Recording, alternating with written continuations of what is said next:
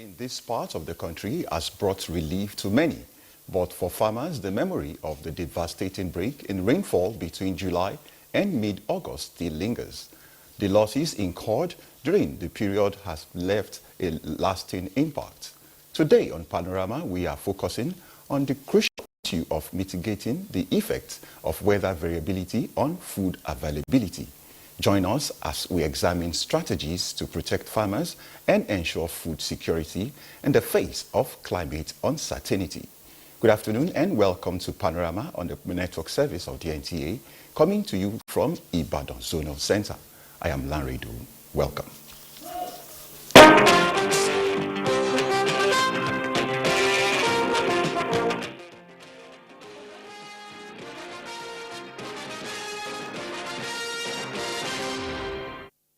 A team of experts from the Federal Ministry of Aviation has ended its two-day inspection tour of the Mambila airstrip with a view to revamp it for the benefit of the country. Correspondent Ado Adamu reports.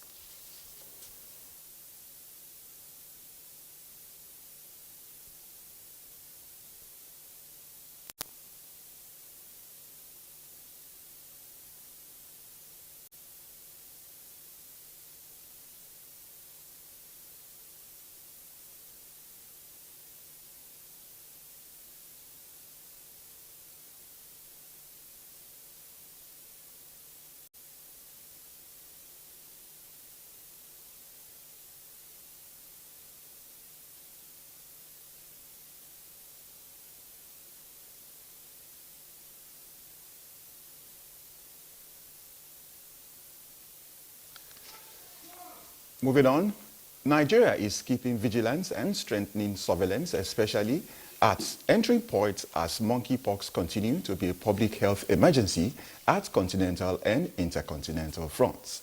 In the Mpox epidemiological summary of the Nigeria Center for Disease Control and Prevention, NCDC, the country still has no record of death from Mpox, but recording mild increase in the cases. Total confirmed cases now stands at 40 out of over 800 suspected ones in 33 states, including the FCT. Giving an update after a national Mpox briefing with stakeholders and partners in Abuja, NCDC Director General Dr. Jide Idris and World Health Organization WHO country representative Dr. Walter Kadazi Mulumbo gave insight on the ongoing national response and interventions to control and prevent its spread.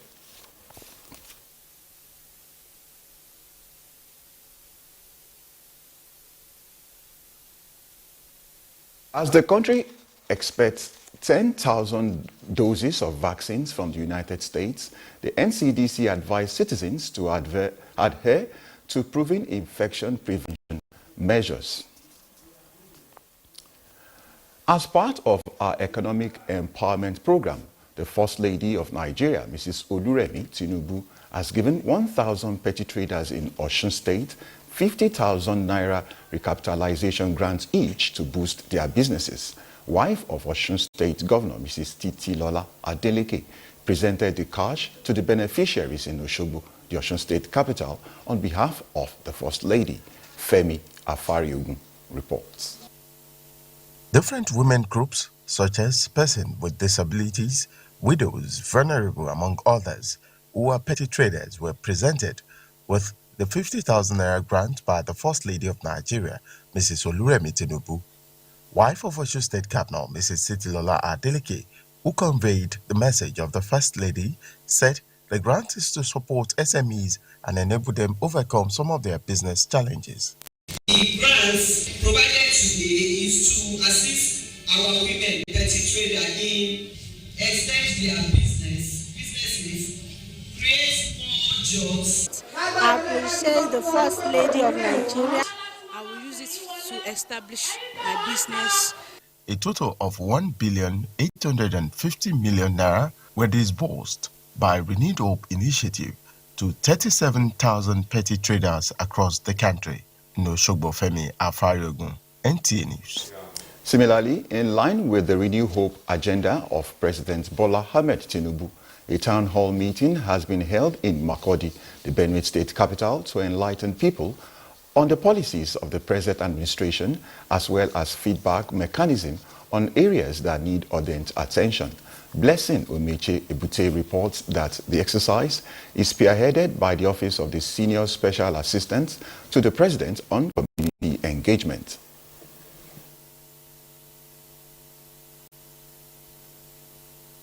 Farmers in Nigeria are struggling with severe climatic changes this year, resulting in crop failure. Between government and the people so as to foster development. It had in attendance traditional rulers, religious groups, students' union, political groups, amongst others. Senior Special Assistant to the President on Community Engagement, North Central, Abiodun Esiet, underscores the importance of the gathering, saying the current administration is determined to advance development in the grassroots. She adds that President Bola Tinubu is committed to integrating diverse perspectives towards decision-making process. This assembly is designed to bridge the gap, bringing together a diverse group of people from all walks of life. Together, we will discuss, deliberate, and develop solutions to the challenges we face as community.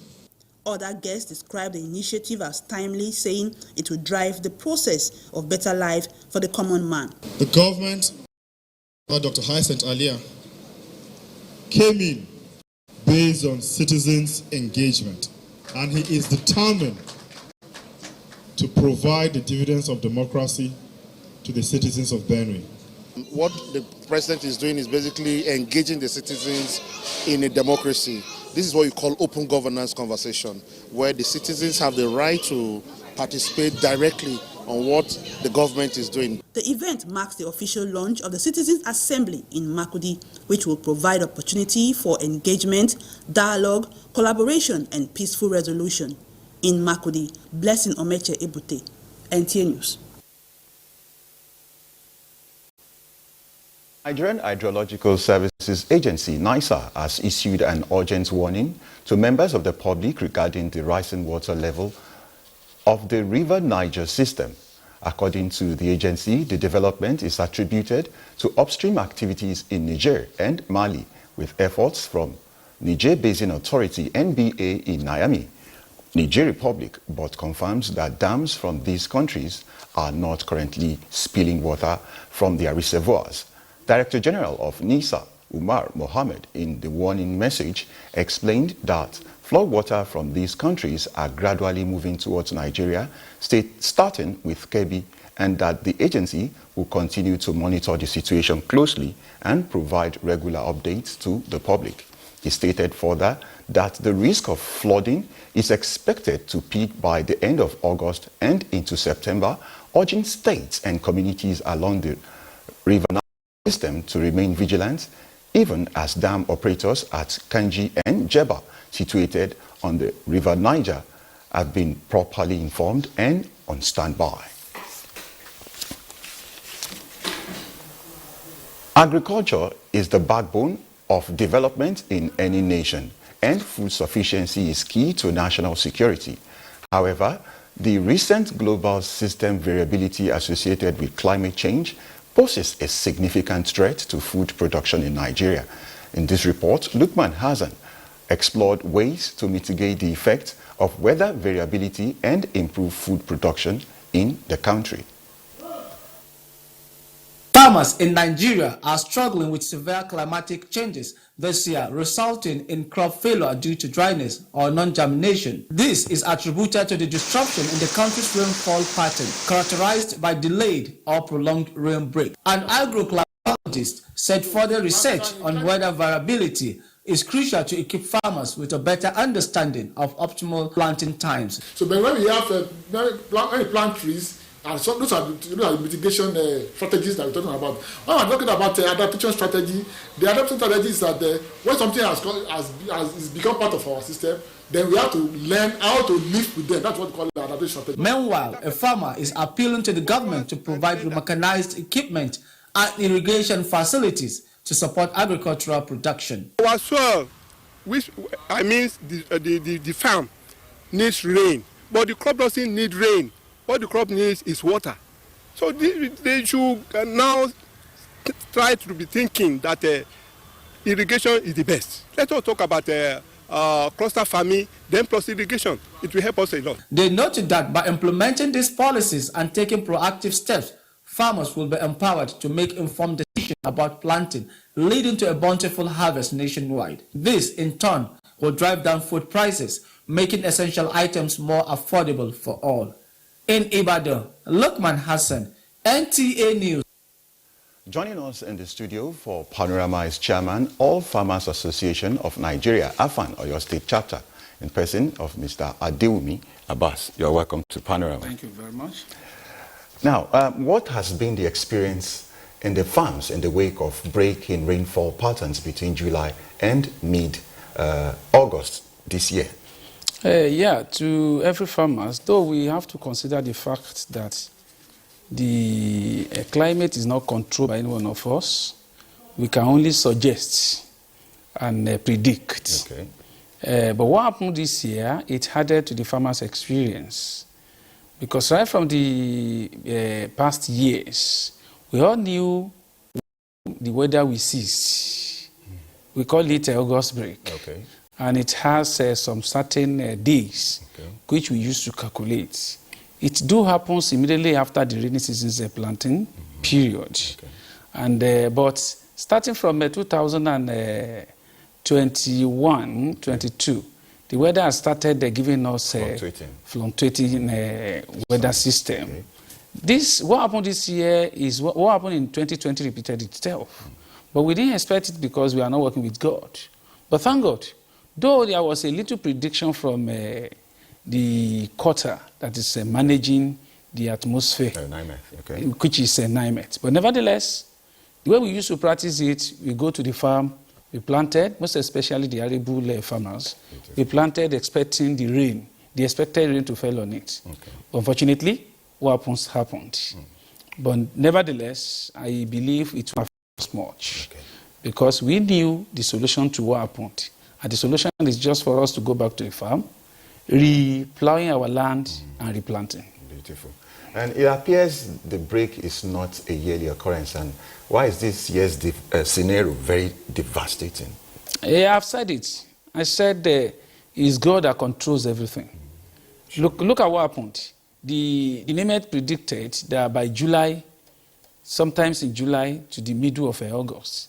And what happened in this area of Nigeria, it lasted for almost 60 days. It lasted for almost 60 days. And look at what happened. Almost all those that planted maize, soybean and the grains for the dry season farming activities, it dries off on their land. It dries off on their land. There was a time we experienced tomato scarcity in the country. Could be the reason for that? Yes, we are talking about what happened last year and upper years. This year we experienced what happened this year. You know, like what we experienced this year will have a little effect on the supply of the farm output next year. That was what happened last year too, in which a situation whereby some part of the country experienced droughts. That what they planted just dry off. So that makes the population, the tonnage of the output that's supposed to be in the market to be affected. But due to the fact that the northerners, they have been preparing for this for long, and you know they rely much more on irrigation farming facility, which we in this part of the country are not having much access to, unless little and few among us that are well to do you say we don't have access to it. Is it because we experience more rainfall? People don't really during our fathers, even ever since I started joining the farming business, I joined in 2006. You see, we knew around here that we used to plant twice in a year. The dry season planting, the rainy season planting. And the dry season planting we used to start by June, with the belief that if you started planting by the middle of June, the end of the first week of July, you'll at least have an opportunity to have a little rain. That is going to fall on whatever you plant.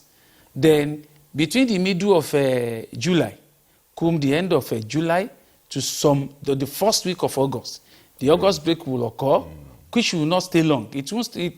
The highest that the August break used to stay is 3 weeks. 2 weeks, 3 weeks, the heavy rain will start, and everybody will enjoy what they planted. Okay. But it's not so with what is happening right now. I think the weather is changing. Okay. Due to some certain reasons. Beautiful.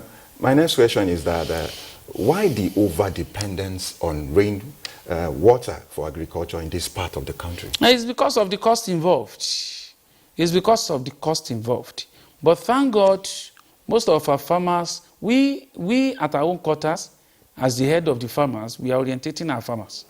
That if we are to take this as a serious, which we have been doing, as a serious business, and not to continue experiencing what we experienced this year, we are appealing and encouraging and sensitizing our people, at least, to learn how to be farming on irrigation, on irrigation way of farming, to involve in irrigation way of farming. Though it will have been better and of advantage to us, we farmers, if our government can come to our aid. Beautiful. By creating some certain area. Look at what they are doing at Ogunwosun River Basin, somewhere in Isheyin. Yeah. I expect that one was established by the federal government. I expect all our state governments to duplicate it into some areas, in which, if they were able to do that, let's say they started with at least 3, that is 1 in every geopolitical zone, which is the 3 geopolitical zones that we have in Oyo State. Okay. That will give us an opportunity of going there, leasing it from the government, make whatever he wants to do whatever he wants to do, plant whatever he wants to plant there at some certain amount. Beautiful. Maybe right from there, little by little, it will be encouraging some of our farmers to be establishing their own. Now, how knowledgeable are farmers on planting times, as there are obvious changes in the climate in recent times when compared to what the weather used to be in the past? Yes, with what has been happening ever since 3 years ago, farmers are now using to the system now. That makes us to even have a planting calendar, to draw up a planting calendar in relating to each region. If you can, if you observed what is happening in Oyo State, north side of the Oyo State, I mean Okiogun area, yes, is more or less sharing an ecology, the weather system with the northern part of the country. While some areas, starting from Ogbomoso down to Oyo, Ibadan, and Ibarapa, cover all those areas, you know we used to have enough rain.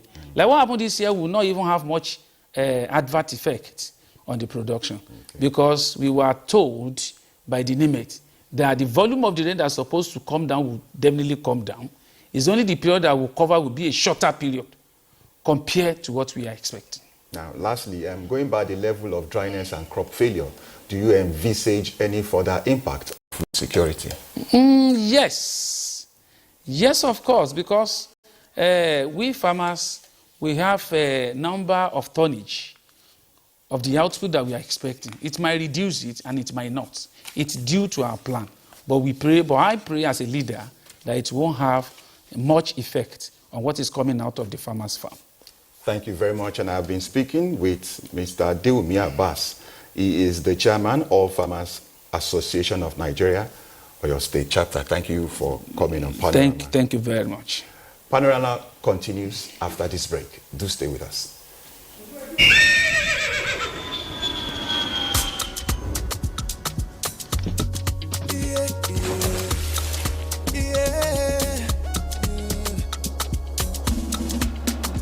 From the Atlantic across the savannah to the Sahara, we rise, a land of the free, we know they tire. We dream great, our spirit is undying.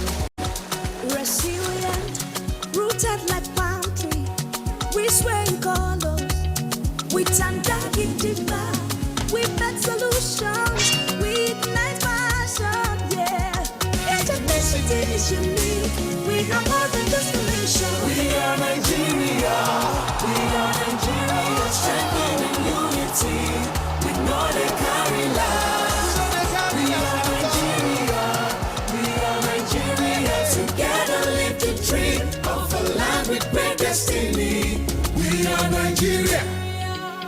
I am the real Nigerian. Brought to you by the National Orientation Agency, NOA.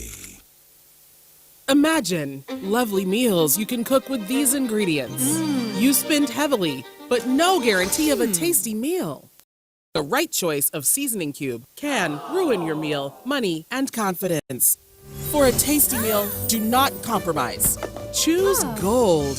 Use Terra Gold for the rich, consistent taste your loved ones crave for. Good for soups, stews, and jollof. Terra Gold. 1 cube, endless possibilities. The federal government of Nigeria wants vandals of national assets, electricity transmission towers, cables, and other facilities to desist from this act of sabotage. Vandalism is a serious crime punishable under the law. Vandalizing electrical equipments will affect millions of Nigerians, including your loved ones. Remember that national assets belong to all of us, hence the need to protect them. Report all cases of suspicious movement around electrical facilities to security agencies. When you see something, say something. This message, Federal Ministry of Information and National Orientation, in collaboration with the National Counter-Terrorism Center, NCTC, Office of the National Security Advisor.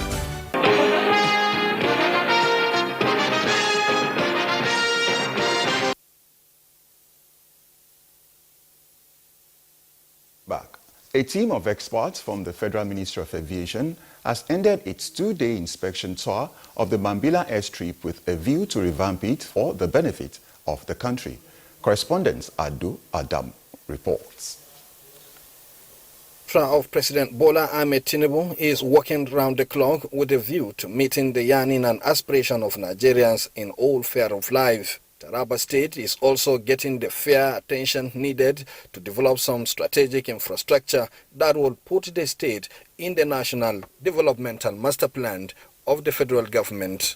This necessitated a visit of a team of experts to assess the state of the federal facilities strategically located on the Mambila Plateau.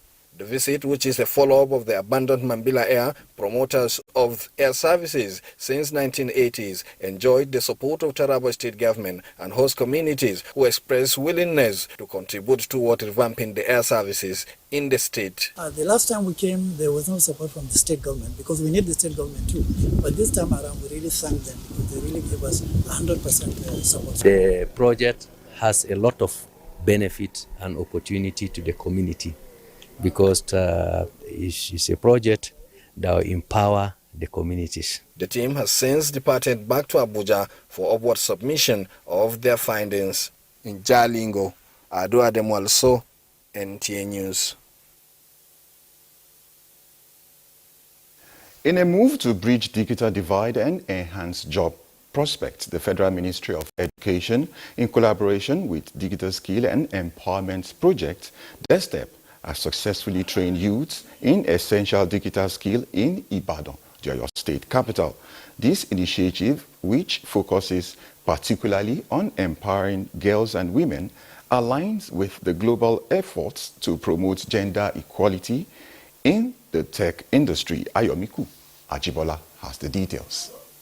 The training, which falls under the Innovation Development and Effectiveness in Acquisition of Skills Ideas project, is aimed to equip young Nigerians, especially women and persons with disabilities, with employable digital skills. National coordinator of the project, Blessing Ogu, who was represented at the event, while reiterating that the federal government is committed to ensuring that Nigerians' youth are not left behind in the digital revolution, opined that the program is the testament to the Ministry of Education's dedication to creating opportunities and helping to foster an inclusive digital economy. We intend to reduce unemployment rates in Nigeria, especially youth unemployment. We intend to make young people to become more useful and contribute to a digital economy. Expressing pride in the collaboration with the federal government, project leader and CEO, Digital Skills Training and Empowerment, DEXTEP emphasized the transformative impact of equipping youths with digital skills. They have 2 months internship after training for 3 months. And after that, we also have incubation for those who want to go entrepreneurial. The training featured launchpad, business pitching competition, and flag off of desktop quad 2. In Ibadan, Ayomiku Ajibola, NTA News. And now sports. Nigeria Premier Football 2024-2025 season set to surprises as stakeholders undergo capacity building. Details of these and more with Bright Ebucho for our sport desk. As part of measures to ensure a smooth and successful 2024-2025 NPFL season, the Nigeria Premier Football League has organized a workshop in Abuja to equip stakeholders with the requisite knowledge in line with international best practices. Chairman NPFL Benga Elegbeleye, while highlighting the significance of the conference, states that it is the league's continuous development program aimed at bringing club administrators, coaches, referees, and other stakeholders up to date on their professional duties. We want the best for Nigeria, and looking for and in an attempt to get the best, we need to move towards standard best practices so that the world can trust us, Africa can trust us, Nigerians can believe in us. In another development, following Rangers' qualification into the second round of the CAF Champions League preliminary round, sports enthusiasts in Abuja believe that Nigerians' other representative, Remo Stars, will need to up their game if they must qualify for the next round. If they put their acts together, they will deliver that result. If they can be able to perfect their tactics, work on their formation, reduce their level of the number of mistakes, and I think they have what it takes to.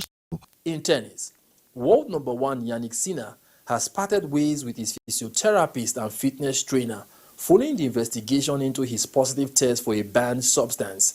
The Italian was cleared of fault or negligence by a tribunal last week, with the International Tennis Integrity Agency, ITIA, finding Sinner had been accidentally contaminated with a substance by his physiotherapist. I'm just a simple tennis player, and that's what I love to do.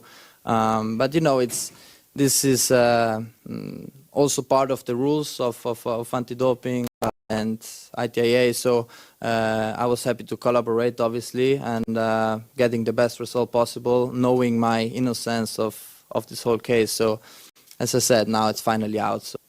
And on a sad note, Heartland Football Club of Owerri has announced the death of the club's head coach, Christian Obi, who unfortunately died on Friday, 23 August 2024, from a road accident en route Abakaliki, Ebonyi State, to participate in the Tico Select Ifeanyi Ekweme preseason tournament. For Sports Update, Bright Ebucho, NTA News.